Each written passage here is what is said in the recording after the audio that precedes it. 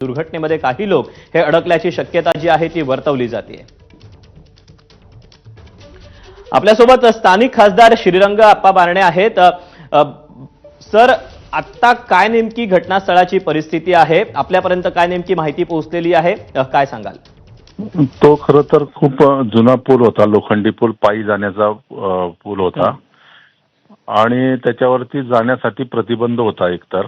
दुसरी गोष्ट म्हणजे त्याच्यात आता सध्या 2 जण फसलेले आहेत, 15 जणांना बाहेर काढलेले आहेत, अशी परिस्थिती आहे एकंदर।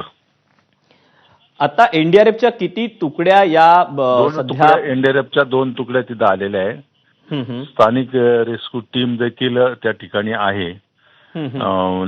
तळेगाव नगर परिषद, पिंपरी चिंचवड महापालिका या दोन्ही ठिकाणच्या सुरक्षा रक्षक त्या ठिकाणी आलेले आहेत।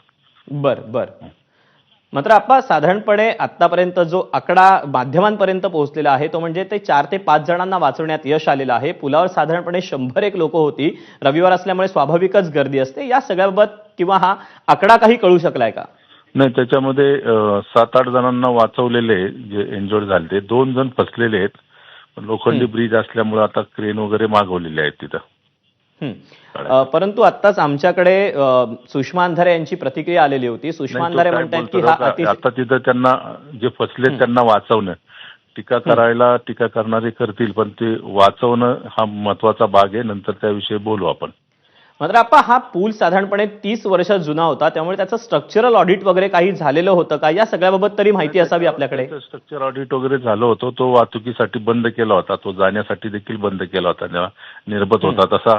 फलनाम फलक पण तिथे लावलेले होते आणि अनेक वेळा त्याच्यामध्ये ही दुर्घटना खरं तर आता घडली, परंतु मोठ्या संख्येनं त्या ठिकाणी त्या पाण्याच्या प्रवाह पाहण्यासाठी तिथे तरुण मंडळी खास करून जातात आजूबाजूला, शैक्षणिक संकुलामध्ये शिकणारी मुलं, आणि वेळा निर्बंध घालतो त्या ठिकाणी। तो जाण्यासाठी खरं तर एक छोटा मार्ग आहे त्या ठिकाणी, परंतु ते शहरापासून बाजूला असल्यामुळं थोडं तिथं सुरक्षा रक्षक वगैरे नव्हते।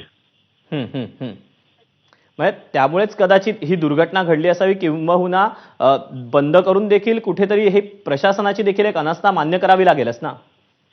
तो ग्रामीण भागामध्ये येतो, तो ग्रामीण इलाक्यामध्ये, त्यामुळं त्याच्यावरती जाऊ नये किंवा निर्बंध घालावा अनेक वेळा आव्हान देखील करत असतात, परंतु अतिउत्साहामुळे काही जण त्या ठिकाणी जातात, परंतु झालेली घटना खूप दुर्दैवी आहे। आता जे त्याच्यामध्ये 2 जण फसलेले आहेत, अशी प्राथमिक माहिती आहे।